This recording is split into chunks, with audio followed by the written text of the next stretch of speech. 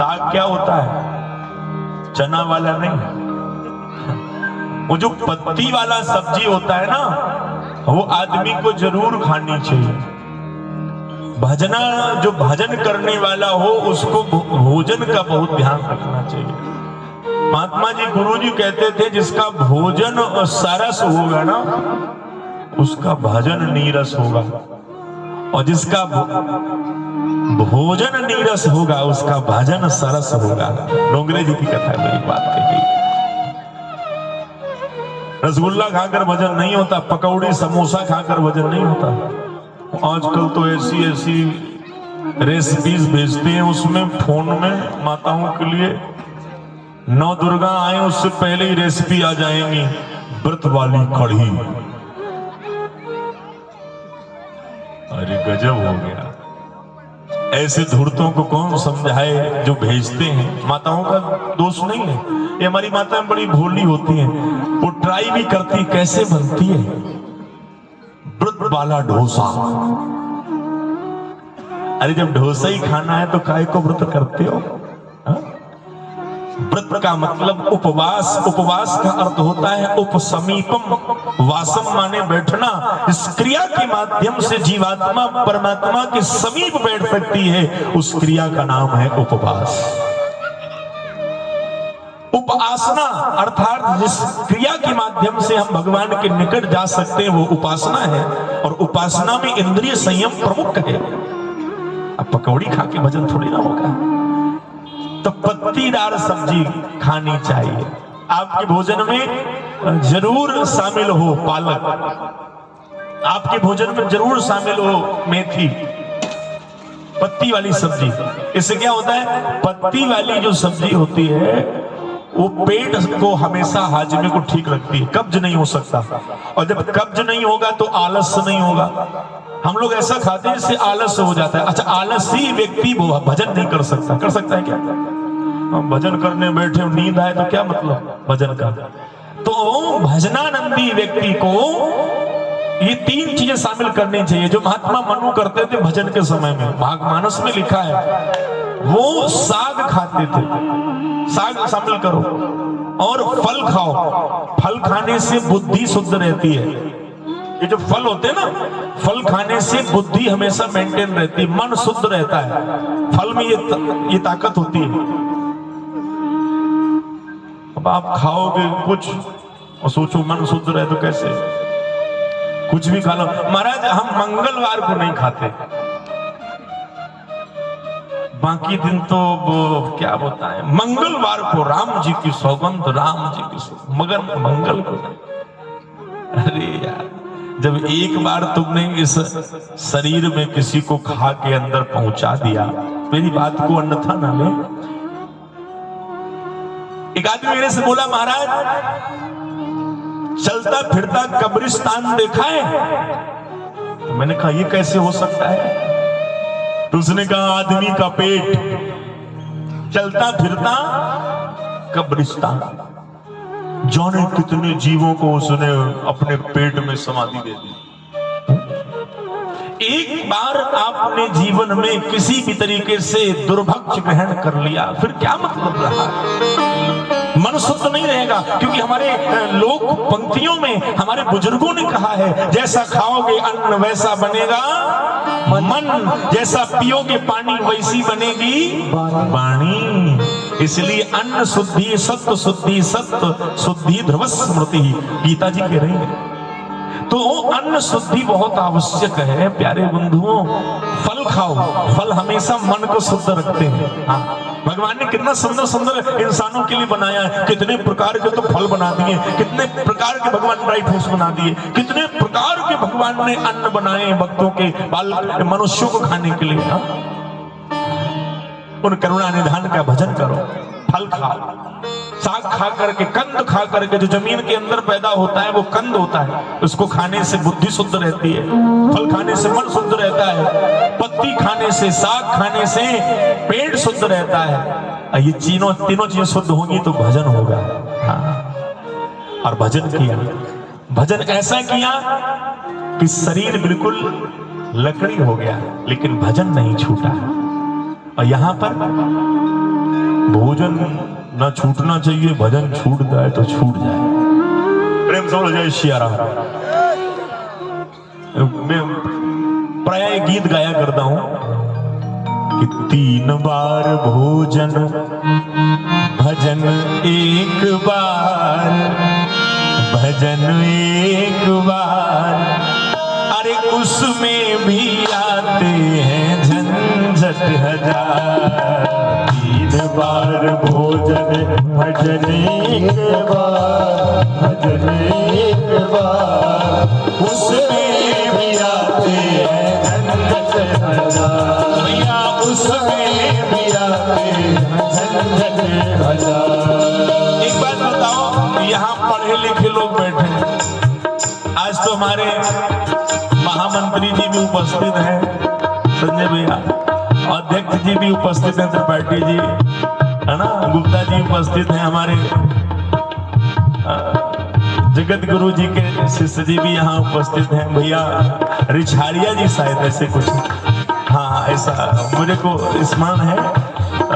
तो यहाँ आज सब लोगों की उपस्थिति हो रही है, पढ़े लिखे लोगों का समाज है, सब लोग बहुत अच्छे अच्छे भावों से यहाँ आकर बैठे हैं। तो मैं तो एक ही बात कहूँगा कि भजन और जो भोजन है ना, इसी से उपदेश मिल जाता है। अगर उपदेश लेना हो तो आपको बहुत विद्वान लोग हैं, मैं एक ही बात कहूँगा, भजन जो शब्द है ना, उसमें कोई मात्रा लगी है क्या त्रिपाठी जी? भजन में कोई मात्रा नहीं है। अब भोजन में माताओं, भोजन में ओ की मात्रा लगी, भोजन में ओ की मात्रा लगी कि नहीं लगी? बोलो लगी है कि नहीं लगी भैया? तो क्या कह रहा है ये शब्द? देखिए शब्द ही उपदेश कर रहा है कि भोजन जो हो वो मात्रा में ही होना चाहिए। अब भजन कोई मात्रा उसमें लगी नहीं, इसका मतलब भजन तो बिना मात्रा के जितना हो जाए उतना कम है। बोलो बात है सही नहीं? तो अब हो क्या गया है कि भजन के लिए तो टाइम निकाल दिया, 2 मिनट 5 मिनट 10 मिनट बैठेंगे, लेकिन भोजन के लिए कोई लिमिट नहीं। अच्छा लग रहा है तो ठूस से जाओ। हमारे गुरु जी वृंदावन में कहते थे, ए छोराओ कम खाइयो नहीं तो आलस आएगा। हम लोगों को 12 बजे मिलता था थोड़ा सा चना, थोड़ी सी लैया उसमें और थोड़ी सी भुजिया। 12 बजे सुबह से उठ जाओ, तब तक पाठ करते रहो। ये पाठ पहले गीता पाठ होगा, फिर रुद्री पाठ होगा, फिर इसके बाद में भागवत के 11 अध्याय का पाठ होगा, फिर मानस पाठ होगा। करते करते पाठ अंतड़ियां दर्द करने लग जाए, फिर थोड़ा सा मिले। फिर भी गुरु जी कहते थे क्या, पेट की मोटर में भोजन की सवारी कम भरो। पेट की मोटर में भोजन की सवारी कम भरो। शिष्य कहते क्यों गुरुजी? बोले फेल हो जाएगी ठूसा ठूस भरने की गड़बड़ा जाएगी। लेकिन आजकल आदमी कहाँ आ जाता है? 3 बार भोजन भजन 1 बार, भजन 1 बार, उसमें भी आते हैं झंझट हजार, उसमें भी आते हैं झंझट हजार। तो ताली बजाओ, फिर आगे सुना रहा हूँ। जय हो।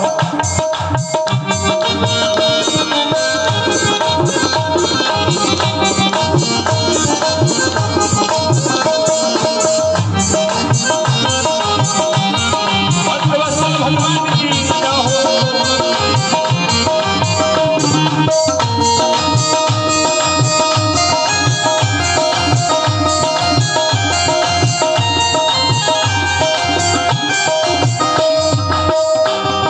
क्या झंझट आते हैं?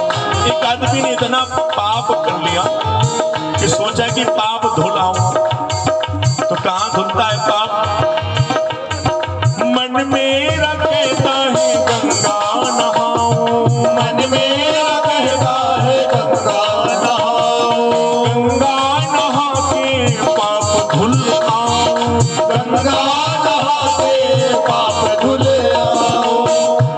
पाप किए हैं तो गंगा जी में स्नान करने से पाप समाप्त हो जाते हैं। गंगा जी की महानता है। तो उसने सोचा कहाँ जाए, कानपुर वाली नहीं नहाएंगे, जहां से निकली है वहां जाए। हरिद्वार का उसने टिकट करवा लिया। हरिद्वार के लिए उसका रिजर्वेशन हो गया, डेट फाइनल हो गई, अटैची तैयार हो गई। और जैसे ही वो तैयार होकर के जाने वाले दिन आया, उस दिन हुआ क्या, जाते जाते गंगा जी, जाते जाते गंगा जी आ गया बुखार, जाते जाते गंगा जी आ गया बुखार, आ गया बुखार। इसमें भी आए झंझट हरा, वो इसमें भी आए हैं झंझट हरा। बस लेकिन 3 बार भोजन भजन एक बार, भजन एक बार। इसमें भी आते हैं झंझट हरा, वो इसमें भी आते हैं झंझट हरा। अब जिस दिन उसको जाना था, टिकट था, क्या हुआ, बुखार आ गया। घर वालों ने कहा मरना चाहते हो क्या, कैंसिल करो, टिकट तो दोबारा भी बन जाएगी, गंगा जी तो दोबारा भी चले जाओगे। ऐसी बुखार में इतना टेम्परेचर हाई हो रहा है, जाओगे तो मर जाओगे, वहां का ठंडा पानी होता है। तो उसकी यात्रा पापों के कारण उसको गंगा जी जाने में बाधा आ गई, शरीर में बुखार आ गया, नहीं जा पाए। सोचा बोला इतना पापी हूं कि गंगा जी धुलने के लिए पाप मैं जा नहीं सकता। तो उसने क्या किया, दूसरा विचार बनाया। मन मेरा कहता है मंदिर हो आऊं, मन मेरा कहता है मंदिर हो आऊं, मंदिर में जाके प्रभु दर्शन कर आऊं, मंदिर में जाके प्रभु दर्शन कर आऊं। और जैसे ही मंदिर जाने के लिए व्यवस्था लगाई, माला झाला वाला सब लेकर के सब मंदिर पहुंचा। लेकिन मंदिर के भी कुछ नियम होते हैं। जब मंदिर पहुंचा तो हुआ क्या, जाते जाते मंदिर के बंद भय के मां, जाते जाते मंदिर के बंद भय के मां। इसमें भी आए हैं झंझट हरा, इसमें भी आए हैं झंझट हरा। 3 बार भोजन भजन एक बार, 3 बार भोजन भजन एक बार। इसमें भी आते हैं झंझट हरा, इसमें भी आते हैं।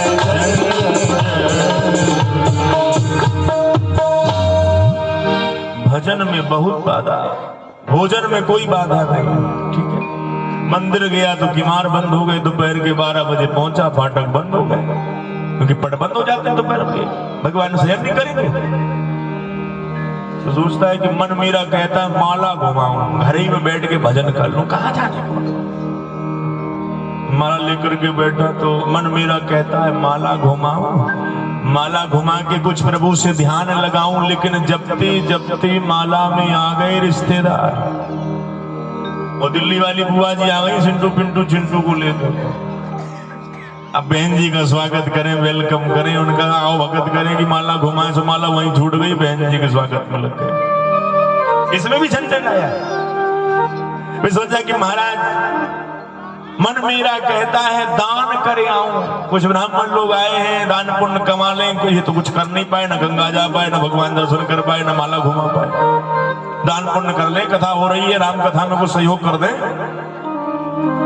और जैसी सोच करके वो दान पुण्य के बारे में चला, तो उसकी लोगाई ने उसका हाथ पकड़ लिया। कहां जा रहे हो, राम कथा में जा रहे हैं, वृंदावन कॉलोनी में हो रही ना, उसमें सहयोग करेंगे, बड़ा भव्य आयोजन हो रहा है, दान करके अपने जीवन के सुकर्मों को तो श्रेष्ठ बनाएंगे ही। भगवान की कथा में बहती गंगा में मैं भी हाथ धुल लूंगा। धर्म पत्नी बोली बाबरे हो गए हो। इन माताओं को बजट की बड़ी चिंता होती है, प्रेम से बोलो जय श्री राम। हाँ, सारा बजट इसी में आ जाता है उनका। वो क्या बोलती है, अरे महंगाई ज्यादा और बड़ा परिवार। जब दान की बात आती है तो लोग क्या कहते हैं, महंगाई ज्यादा और बड़ा परिवार। लोकल लो बात, इसमें भी आए हैं झंझट हरा। लेकिन सुबह का नाश्ता, दोपहर का भोजन, रात्रि का तो क्या होता है, D D D D D D dinner है। क्या लोग खाते किस में बैठ करके हैं? डाइनिंग। पहले लोग पीढ़ा में बैठ कर आप डाइनिंग नाम ही सुन करके लोगों के प्राण निकल जाएं। प्रेम से कहो राधे राधे। तो प्यारे भक्तों, 3 बार उस भोजन में किसी स्वाद में किसी व्यंजन में कमी नहीं रहती, लेकिन भगवान के भजन में सारी संकट आ जाती। ये संकट है, बाधा है। भोजन बिगड़ जाए, भजन नहीं बिगड़ना चाहिए। कहने का बस इतना अर्थ है, इतना आशय है। क्योंकि भोजन तो शरीर के लिए करते हो। बिनु पानी बिनु भोजन बिना उदर मचावे क्रांति। तो ये शरीर, पेट, शरीर हमेशा साथ थोड़ी ना रहेगा। इस शरीर एक माध्यम है उस भगवान तक पहुंचने के लिए, भजन के लिए। लेकिन इस शरीर को अगर भोजन से ही भरते रहे, जिंदगी में कितना भी अच्छा से अच्छा भोजन करा देना, रात्रि में इस भोजन, इस शरीर को सुबह फिर मांगेगा। बोलो मांगेगा कि नहीं मांगेगा? अच्छा से अच्छा स्वाद पाकर के भी जिह्वा तृप्त नहीं होती, क्योंकि भोजन अपने में अपूर्ण है। तब तक तुम पूर्ण नहीं होगे, तब तक तुम्हें चिर सुख नहीं मिलेगा, जब तक परिपूर्णतम परमात्मा की प्राप्ति नहीं हो जाएगी।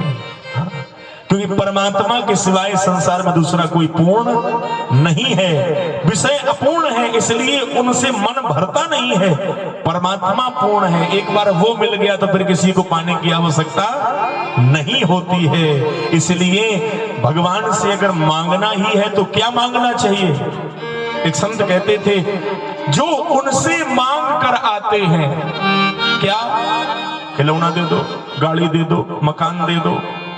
जो उनसे ये मांग कर आते हैं, वो सब कुछ मांग कर भी कुछ नहीं पाते, और जो उनको ही मांग कर लाते हैं, वो कुछ भी ना पाकर सब कुछ पा जाते हैं। सब कुछ पा जाते हैं। अगर मांगना ही है तो मुरली मुकुंद माधव, हे श्याम, हे राघव, आप हमारे हो जाओ, हम आपके हो जाएं, और कुछ नहीं चाहिए। और यही महात्मा मनु ने भगवान से चाहने के लिए भजन किया। भगवान मुझे मिल जाए, क्योंकि मुझे संसार के साधन नहीं चाहिए।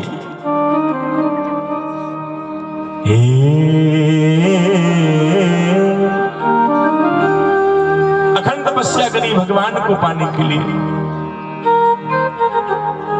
दानी शिरोमणि कृपा निधि, नात कहूं सती भाई। महात्मा मनु ने संसार के सुख को ना पाकर विरह कष्ट दुख स्वीकार करते हुए भगवान का भजन किया। भजन के प्रभाव से भगवान जब प्रकट हुए नील सरोरुह स्वरूप में, साथ में भगवान की दिव्य शक्ति प्रकट हुई है उस अखंड निर्जन वन में।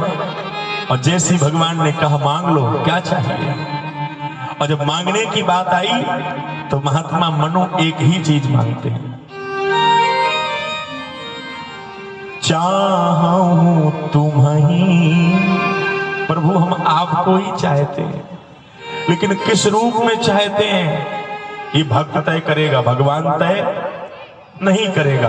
भक्त भगवान को चाहता है, लेकिन वो किस रूप में चाहता है प्राप्त करना, ये भगवान को तय नहीं करना पड़ेगा। किसको तय करना पड़ेगा?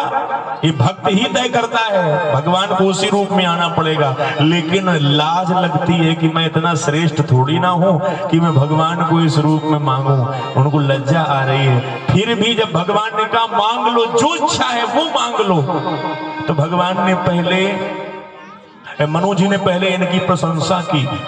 अच्छा, मांगने वाला प्रशंसा करता है देने वाले को, ताकि अपना वैभव सुनकर के शायद ये द्रवीभूत हो जाए। हम लोग भी जब कोई आयोजन की कथा होती है तो दानियों से ऐसी दानियों की प्रशंसा करते हैं ताकि वो भी द्रवीभूत हो जाएं और धर्म के काम में आगे आए। बोलो, प्रशंसा करते हैं कि नहीं करते? अरे आप तो इतने धनवान हैं, भगवान की कृपा बरस रही है, और धनवान धर्म के काम में आप लोग 11,000 वो दे रहे होंगे, तुम कहते 21,000 तो कम से कम दो। उसकी प्रशंसा सुन करके वो कृपा करते हैं।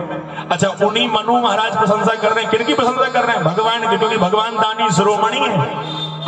अच्छा, उन मनु की संतान हम लोग हैं। तो ये चंदा वाला सिस्टम जो है ना, ये वहीं से आ रहा है। लेने और करने का सिस्टम जो है वो मनु महाराज से सिस्टम मिला है। तो उसमें एक सिस्टम है कि जिससे लेना हो उसकी पहले प्रशंसा कर दो। हाँ, क्योंकि आदमी अपनी प्रशंसा के लिए हर कार्य करता है। लेकिन ध्यान रखना, आप जो भी धर्म में लगाते हैं वही आपको अगले जन्म में दुगना मिलता है। बाकी बच्चों में लगाओगे तो यहीं खा करके सब चले जाएंगे, आपको तो नाम भी नहीं लेंगे, है ना। आदमी मकान बनाता, दुकान बनाता, घर द्वार सब कुछ बनाता, लेकिन बाद में उस सब छूट जाता है। परिवार भी छूटेगा, घर भी छूटेगा।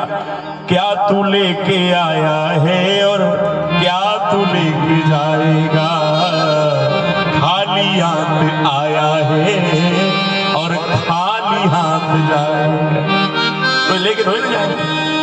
जो धर्म में, कर्म में, सत्कार्यों में लगा देंगे वही हमको अगले जन्म में प्राप्त होता है।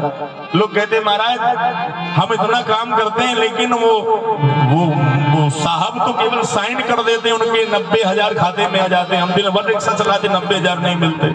साहब ने पूर्व जन्म में बोया है, इसलिए उनको 90,000 साइन करने में मिल जाते हैं। तुमने बोया नहीं, इसलिए रिक्शा हाँक रहे हो, बस इतना ही अंतर है। जो बोएगा वही पाएगा, तेरा किया आगे आएगा।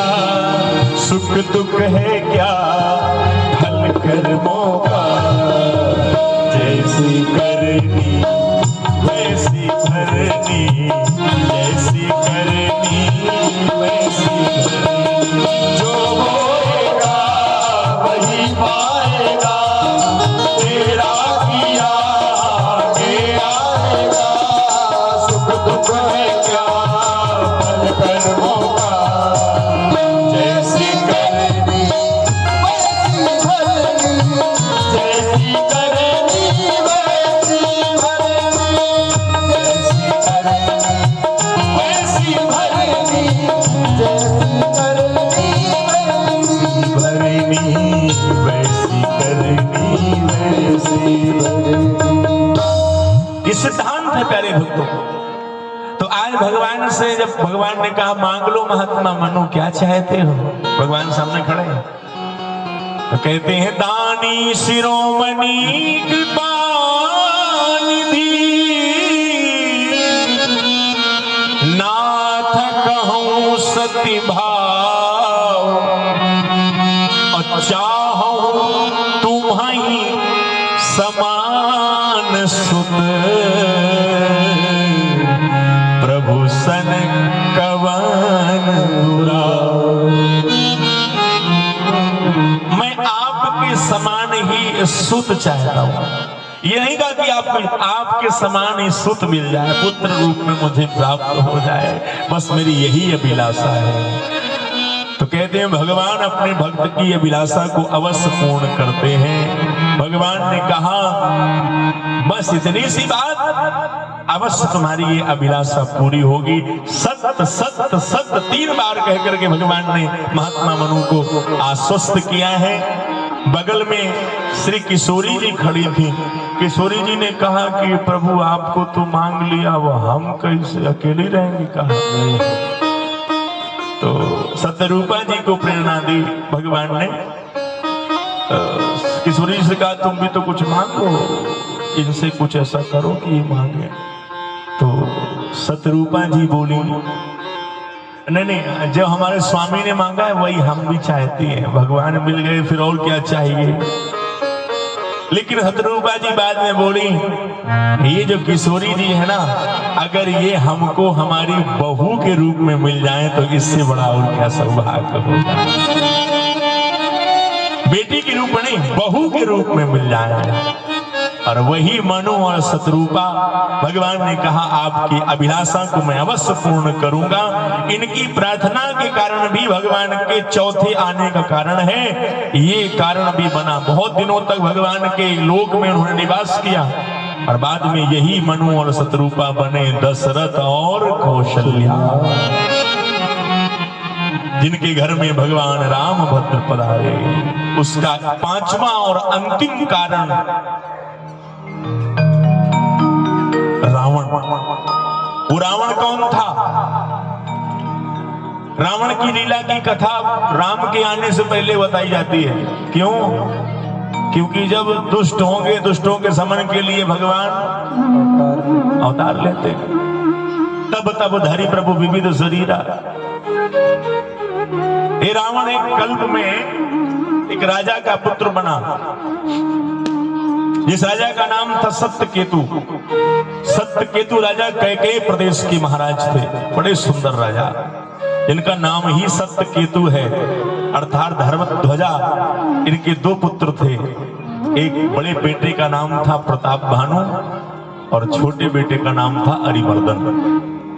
बड़े श्रेष्ठ राजा थे। इनके एक मंत्री थे जिनका नाम था धर्मरुचि। इस राजा का बेटा प्रताप भानु हो, अरिमर्दन जैसा हो, इसका मंत्री सत्य धर्मरुचि जैसा हो, उसका यश तो त्रिलोक में फैलेगा। क्योंकि सत्य केतु, केतु माने पताका होती है, धर्म की पताका का यश तो कहां कहां नहीं फैलता। इसके बेटे का नाम प्रताप भानु, भानु माने सूर्य, प्रताप माने विजय, अर्थात जहां तक सूर्य की रोशनी थी वहां तक इन महात्मा का राज्य था, वैभव था, सुख था। प्रताप भानु नाम का राजा। जब ये दिग्विजय के लिए निकला तो सारे राजाओं को अपने अधीन कर लिया, लेकिन समय ने एक बार ऐसा प्रभाव दिखाया कि यही प्रताप भानु घोड़े पर सवार होकर के शिकार के लिए जंगल जाता है। जंगल में जाते हुए प्रताप भानु को सखाओं के संग गया, सैनिकों के संग गया, जाने कितने बेचारे जीवों की हत्या की। अचानक घोर जंगल में प्रवेश किया तो एक सूकर दिखाई दिया। उस सूकर को देख करके प्रताप भानु ने पीछे उसका पीछा किया, उसको मारने के लिए। उस पीछा करने में कब भटक गए जंगल में पता ही नहीं चला। भटकते भटकते घनघोर जंगल में चले गए जहां सूर्य की रोशनी भी नहीं पहुंचती थी। और ऐसे भटके कि वो सूकर तो किसी गुफा में जाकर के राजा प्रताप भानु के बाण का मैं बद योग न बन जाऊं, इसलिए वो तो छिप गया, लेकिन प्रताप भानु भटक गए। और भटके तो प्यास से कंठा अवरुद्ध हो गया है, प्यास लगी, बहुत जोर से प्यास लगी है, कहीं थकावट दूर हो जाए, कहीं पानी मिल जाए। इस भटकने में राजा ने एक गुफा में, एक पास में एक बहुत आश्रम सुंदर देखा। आश्रम में गए, एक कोई साधु बैठा था, साधु से याचना करी। साधु ने कहा निकट में सरोवर है, पानी पी लो। वो साधु मायावी साधु था।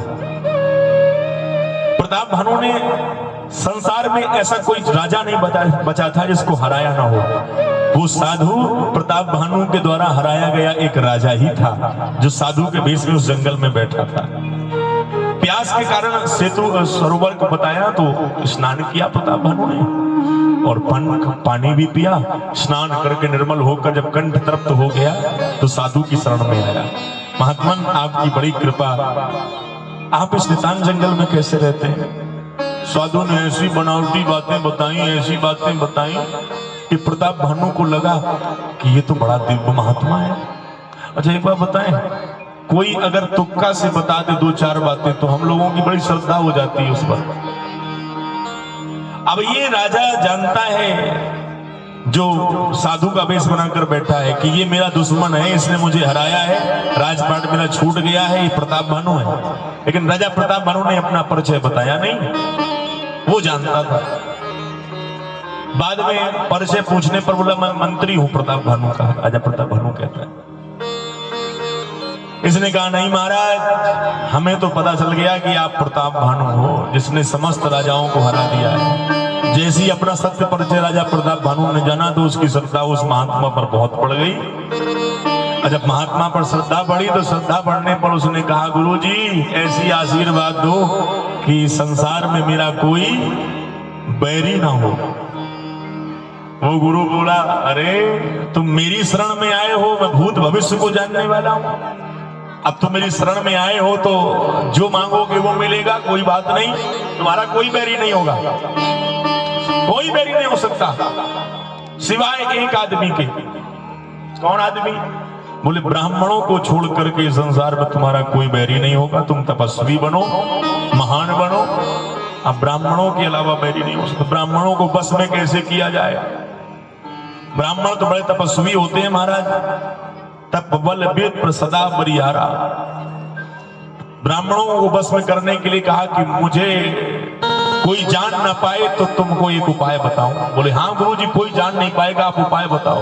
बोले यही उपाय है कि मैं तुम्हारे पुरोहित का वेश बनाकर तुम्हारे घर में आऊंगा और ऐसी खीर बनाऊंगा,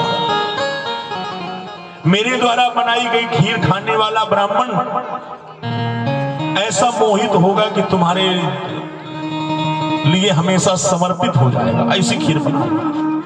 अब प्रताप भानु बोला इतनी कृपा हो जाए तो फिर चकाचक ना हो जाए, फिर तो मेरा कोई बैरी न होगा, मैं कोई रोग न ग्रसेगा, मेरे जीवन में जितनी अभिलाषाएं वो सब पूरी हो गई। अच्छा, कुछ लोग ऐसे होते हैं जो शॉर्टकट का उपयोग करते हैं, जैसे प्रताप भानु कर रहा है, जान ना पहचान उसके पर ऐसे समर्पित हो गए, सब कुछ मिल जाएगा। वो कह रहा था तो ये सोच भी रहा है कि यहाँ हो जाएगा।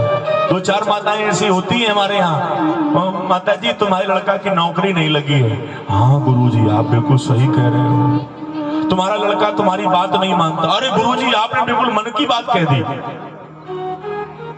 गुरुजी कुछ उपाय बताओ जिससे लड़का बात मानने लग जाए, हमारे लाला की नौकरी लग जाए। कुछ नहीं, शनि की 7.5 चल रही है, वो थोड़ा उपाय होगा। क्या उपाय होगा?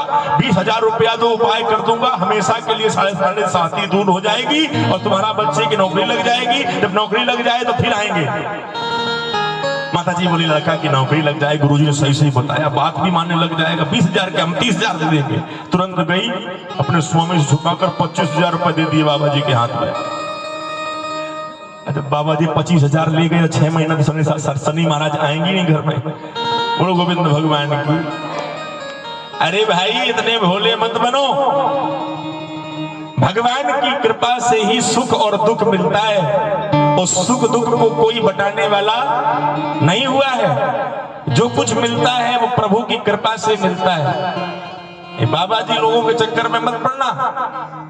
मैं थोड़ा कड़वा बोलता हूं, लेकिन जो बोलता हूं उसको स्वीकार करना। मैंने कितने लोग ठग गए।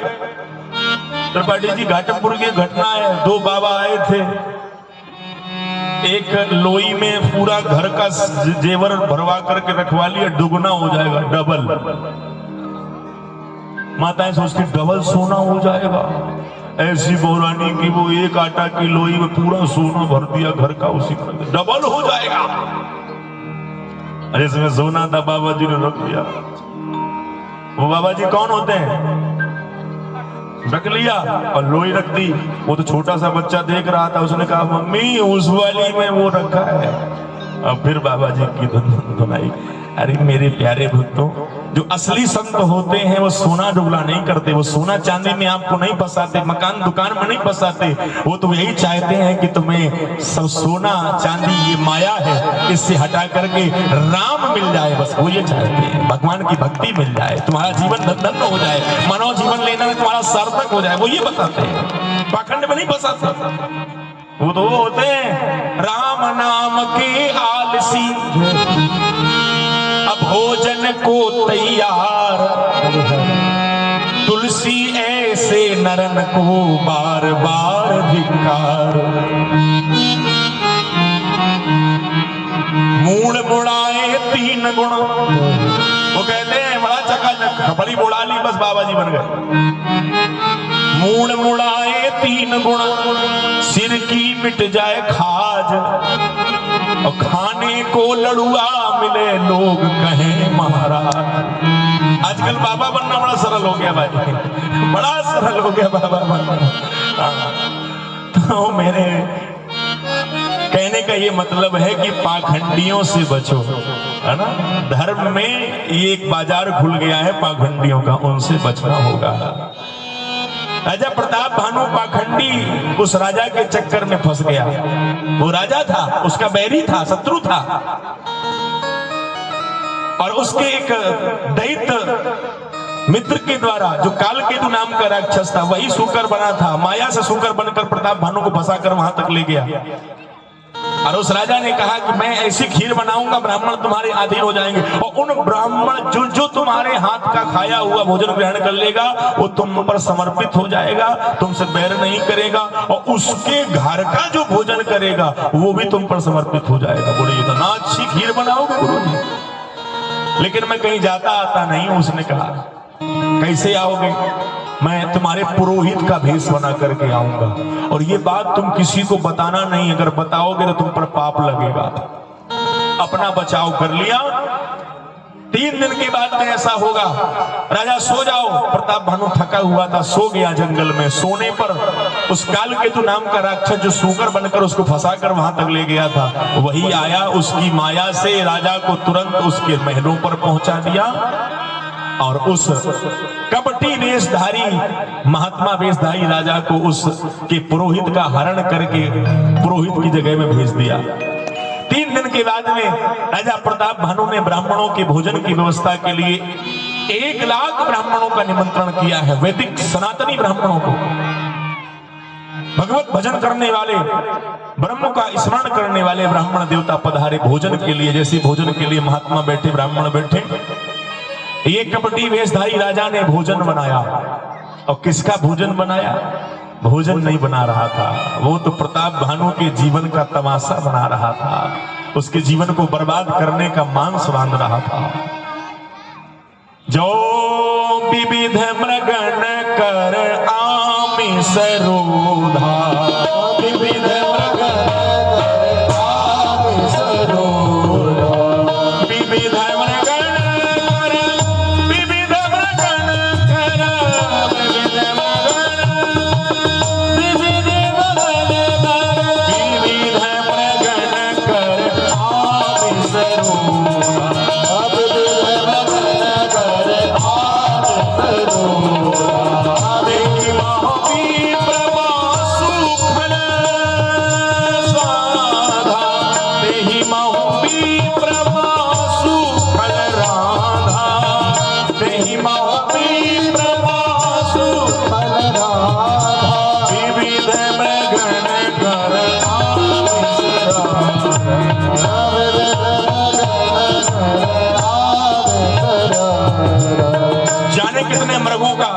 उसने बनाया, जाने कितने ब्राह्मणों का रक्त उसमें डाला। और जब वो भोजन परोसने के लिए ब्राह्मणों के पास गए, कौन? प्रताप भानु। परसनो जब ही लाग मही पाला, परसन जब ही लाग मही पाला, परसन जब ही लाग मही पाला, परसन जब ही लाग मही पाला, भाई आकाश वाणी ते ही काला, भाई आकाश वाणी ते ही काला। विविध भोजन जब परोसने लगा राजा उन ब्राह्मणों के निमित्त, उसी समय आकाशवाणी हुई, ए ब्राह्मणों पतित हो जाओगे इस भोजन को पा करके, क्योंकि भोजन नहीं है, ये पाप का है। क्या है? विप्र वृंद उठी उठी ग्रह जाओ, विप्र वृंद उठे उठे ग्रह जाओ, है बड़ी अन्न है बड़ी हानि अन्न जनि खाओ, है बड़ी हानि अन्न जनि खाओ, है बड़ी हानि अन्न जनि खाओ, है बड़ी हानि अन्न जनि खाओ। ये ब्राह्मणों उठ करके अपने अपने घर को चले जाओ, क्योंकि ये प्रताप भानु के द्वारा परोसा हुआ अन्न खाओगे तो ये खाने पर तुम्हारी हानि हो जाएगी, तुम्हारा ब्राह्मणत्व समाप्त हो जाएगा, तुम्हारा पद गिर जाएगा, तुम पतित हो जाओगे। क्यों? ऐसा क्या है सन में? तो आकाशवाणी कह रही थी, भाइयों रसोई भूसुर मासु,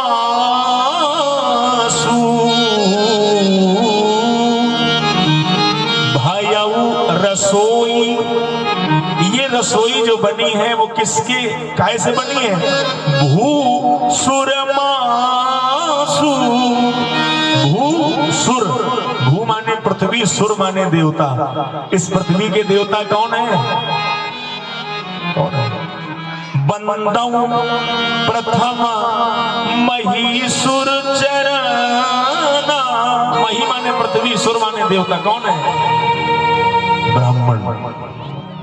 इस पृथ्वी के देवता कौन है? ब्राह्मण। देवता स्वर्ग के जो राजा हैं, वो स्वर्ग में रहने वाले देवता हैं, वो देवता हो गए। लेकिन इस पृथ्वी के देवता किनको कहा गया? ब्राह्मणों को। क्यों? क्योंकि दैवाधीनम जगत सर्वम, ये संसार जो है देवताओं के अधीन है। सूर्य उगेंगे तो उष्मा मिलेगी, जल होगा तो जीवन होगा, वायु होगी तो प्राण होंगे, क्योंकि संसार देवताओं के अधीन है। लेकिन देवता मंत्राधीनस्य देवता, संसार देवताओं के अधीन है और देवता मंत्र के अधीन है। जब मंत्र बोला जाएगा, देवता इंद्र का मंत्र बोलो तो इंद्र आएगा, आवाहन करोगे। यम का बोलोगे तो यम आएगा। और वो मंत्र किसके अधीन है? ते मंत्रा ब्राह्मणाधीना, और वो मंत्र ब्राह्मणों के अधीन है। इसलिए तस्मात् ब्राह्मण देवता, इसलिए पृथ्वी के देवता ब्राह्मण इसीलिए कहे जाते हैं। तो आज उन ब्राह्मणों से आकाशवाणी कहती है, अरे भोजन मत करना, अपने पद से गिर जाओगे। भयउ रसोई अभूसुर मासु, सब द्विज उठे मान विश्वासु। तब बोले विप्र सकोप, तब नहीं कछु कीन विचार, और जाई निशाचर हो मूढ़ सहित परिवार। उन ब्राह्मणों ने खड़े होकर के सभा में और श्राप दे दिया, जाओ प्रताप भानु, तुमने हमारा धर्म गिराना चाहा, ब्राह्मणों के वंश से हमको भोजन कराते हो, तुम समूल परिवार के साथ तुम्हारा विनाश हो जाए। कुछ सोचा विचारा नहीं, जबकि आकाशवाणी ने कहा इसमें प्रताप भानु का दोष नहीं है, दोष तो उस दुष्ट का है। इसने ऐसा भोजन बनाया, प्रताप भानु की यश कीर्ति को धूल में मिलाना चाहता है। लेकिन ब्रह्म वाक्यम जनार्दनम, जो ब्राह्मण की वाणी है वही जनार्दन की वाणी है। जो निकल गया श्राप तो निकल गया, और इसी विप्र श्राप के कारण वही प्रताप भानु अगले जन्म में रावण बना। कौन बना? काल पाई मुनि सुन सोई राजा,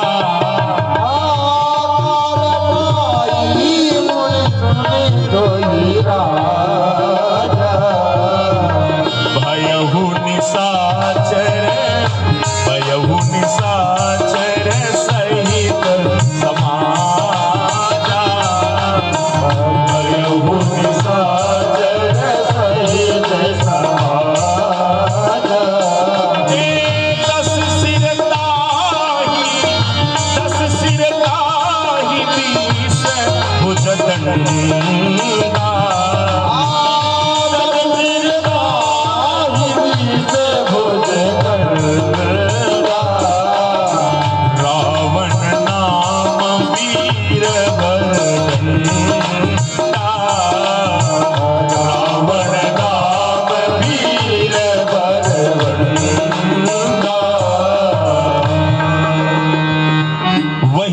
अवसर पाकर समय के हिसाब से रावण बना।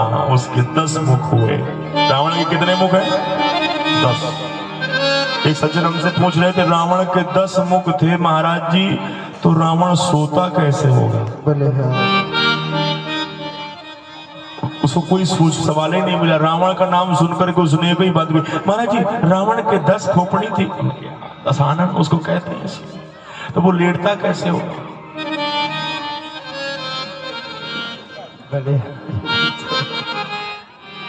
क्योंकि करवट तो ले नहीं सकता।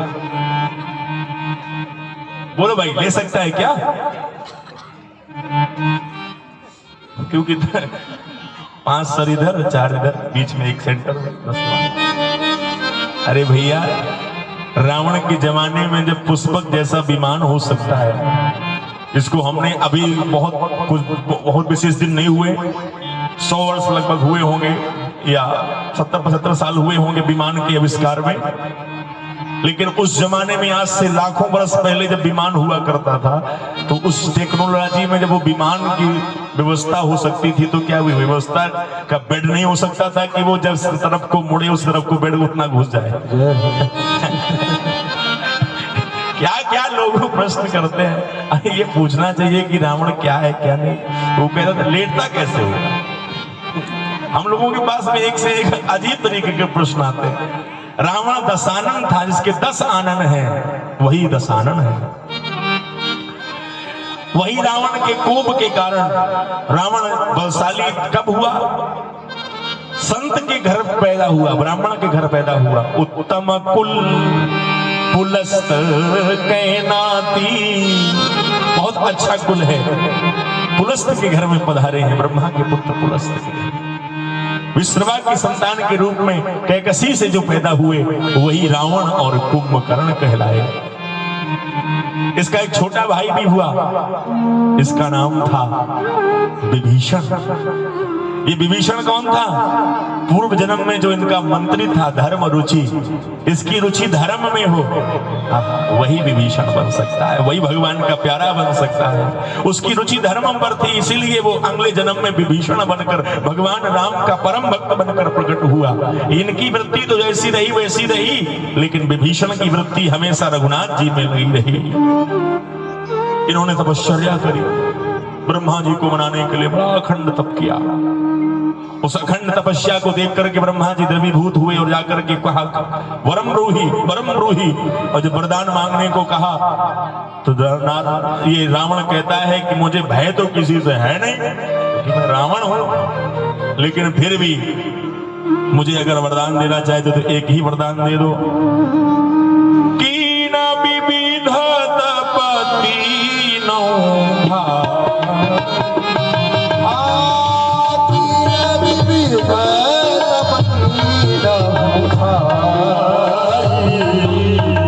परम मोग सो परनी न जाई,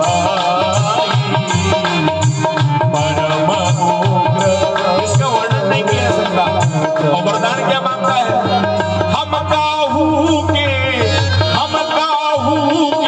मरई न मारे,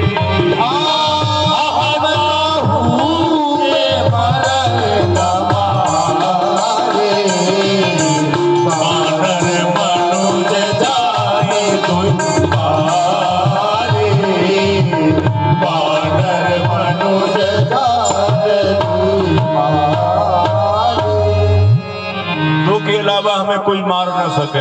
एक बनरा, दूसरे मनुष्य। बानर क्या कर पाएंगे, मनुष्य क्या कर पाएंगे? जब देवता देख करके डर जाते हैं तो इनसे मुझे कोई भय नहीं, बाकी वही और कोई कुछ कर ना पाए। तो देवता कुछ कर नहीं पाए थे, क्योंकि रावण जब चलता था, रावण आवाज सुने सकोहा देवन दगे मेरु गिरु खोहा। जब रावण चलता था देवलोक की ओर तो देवता लोग भाग खड़े होते थे, जाकर कंदराओं में छिप जाते थे। तो किसी ने कहा कि ये देवता लोग तो अमर थे, फिर रावण को देखकर छिप क्यों जाते थे? ये तो अमर थे, इनको कौन मार सकता है, इनको किस बात का भय? तो ये गुरु जी महात्मा जी कह रहे थे इनको भय सबसे ज्यादा होता है। देवताओं को भय मनुष्यों से ज्यादा होता है। मनुष्यों को तो कोई राइफल से एक गोली मारे धड़ाम से, वो तुरंत गिर करके खत्म हो जाएगा, उसकी पीड़ा नहीं होगी, राइफल का दर्द ज्यादा देर तक नहीं होगा, मर जाएगा। लेकिन अगर किसी की खोपड़ी में देवता की राइफल की गोली लग जाए तो वो तड़फता तो रहेगा, लेकिन प्राण नहीं निकलेंगे। समस्या ये है। बोल भक्त वत्सल भगवान की। अगर रावण आकर के इंद्र के खोपड़ी में मार दे गदा, तो गदा लगने से खोपड़ी तो पिच्छी हो जाएगी, ऐसी हो जाएगी, लेकिन इंद्र के प्राण। सबसे बड़ी समस्या देवताओं में ये है। तो बोले एक पिच्छी खोपड़ी लेकर के कौन डोलेगा, इसलिए जैसे राक्षस लोग आते थे देवता लोग तुरंत गिरी खो में जाकर छिप जाते थे, कहीं ऐसा समस्या न झेलनी पड़े। ये अद्भुत बात है साहब। तो आज देवताओं की क्या कहे, सभी देवताओं को इसने अपना बंदी बना लिया। सूर्य शनि चंद्र लेकर के इनके यहाँ पानी भरने लगे। रावण इतना बलशाली हुआ वरदान पाकर। शनि देवता को तो अपने पैरों के नीचे रखता था रावण। ऐसा बलशाली रावण, इतना अत्याचार बढ़ गया। कहते हैं कि बाढ़ी खल बहु चोर जुआरा, इतने खल दुष्ट बढ़े, जुआरी बढ़ गए, शराबी बढ़ गए। अत्याचारियों की संख्या बहुत बढ़ गई और ऐसे लोगों की संख्या की बड़ी जो मां नहीं मात, पिता नहीं देवा, साधुन सन करवावै सेवा। इसके बालक ने मेघनाद ने जाकर के इंद्र को परास्त कर दिया है, इसलिए उसका नाम रावण ने इंद्रजीत रखा। इसका जो भाई था कुंभकर्ण, इसने भी वरदान मांगने को कहा तो सरस्वती जी की प्रेरणा से ब्रह्मा जी ने ऐसी कृपा करी, मांगना चाहता था कि 6 महीने तक मैं जगूं, एक दिन सोऊं, लेकिन वाणी में सरस्वती ऐसी बैठी कि वो उल्टा कह दिया, मैं 6 महीने सोऊं, एक दिन जगूं। भगवान ने कहा ये ठीक रहा, नहीं तो इतना खाता कि इतना बड़ा शरीर था कि पूरा टैंकर इसी के पास चला जाता। ऐसे भगवान शंकर जी माता पार्वती को बताते हैं कि जब दुष्टों की संख्या बढ़ गई, अत्याचार बढ़ गया, तो कहते हैं पृथ्वी अकुलानी। पृथ्वी अकुला करके गाय का वेश बना करके ब्रह्मा बाबा के पास पहुंची है और वो पृथ्वी हाहाकार करती है, क्योंकि अधर्म बहुत बढ़ रहा था, साधुओं की हत्याएं हो रही थी, ब्राह्मणों का अपमान हो रहा था, देवताओं का पाखंड हो रहा था, पूजा को पाखंड बताया जा रहा था, अधर्म बढ़ गया। ब्रह्मा जी से प्रार्थना करने लगी, कहां रहूं इस दुनिया में जहां पुण्य भी बेचे जाते हैं, तप धैर्य धर्म और उपासना, सद्भाव भी बेचे जाते हैं, जहां उच्च मातु धरणी सी बिक गया गगन सा रखवाला, जहां पहले थे मंदिर गुरु घर, वहां खुली हुई है मधुशाला, जहां बिकी उष्मा दिनकर की तारे सस बेचे जाते हैं, अर्थी से उतर कर बिका कफन शमशान भी बेचे जाते हैं। इंसानों की क्या बात कहूं, अब तो भगवान भी बेचे जाते हैं। देख तेरे संसार की हालत क्या हो गई, भगवान कितना बदल गया, कितना बदल गया इंसान। देख तेरे संसार की हालत क्या हो गई, भगवान कितना बदल गया इंसान, कितना बदल गया इंसान। सूरज न बदला, चांद न बदला, सूरज न बदला, चांद न बदला, बदला ना आसमान, कितना बदल गया इंसान, वो कितना बदल गया इंसान, कितना बदल गया इंसान, कितना बदल गया इंसान। सब प्रार्थना कर रहे हैं और इधर ये रावण की बात हो गई। अब थोड़ा अयोध्या चलो, जहां भगवान को आना है, क्योंकि वही महाराज मनु जिन्होंने तप किया था, वही आप समय पा करके महाराज सूरवंश में प्रकट हुए हैं। महाराज अज के घर में जिन बालक का जन्म हुआ उनका नाम था दशरथ। क्या नाम था? दशरथ। मानस में दशरथ जी के बारे में बहुत सुंदर बात गोस्वामी जी कह रहे हैं। अवधपुरी, अयोध्या चलना है, चले? अरे अब बहुत कथाएं, कारण तो जान लिए, अब अयोध्या चल करके उनका दर्शन भी कर लो जिनके चक्कर में बैठे हो देव तक।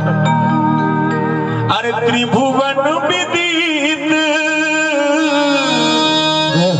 ये आज का नाम नहीं है, बहुत त्रिलोक में ज्ञात है इस नाम को। त्रिलोक में जिसकी जय जयकार होती है वो पुरी है, सब पुरियों में एक पुरी अयोध्या। त्रिभुवन विदित, अरे अवध जेकर नौआ, अरे बड़ा नीक लागे, बड़ा नीक लागे, राघव जी के गौआ, बड़ा नीक लागे, राघव जी के गौआ, बड़ा नीक लागे, राघव जी के गौआ, बड़ा नीक लागे, राघव जी के गौआ, बड़ा नीक लागे। त्रिभुवन विदित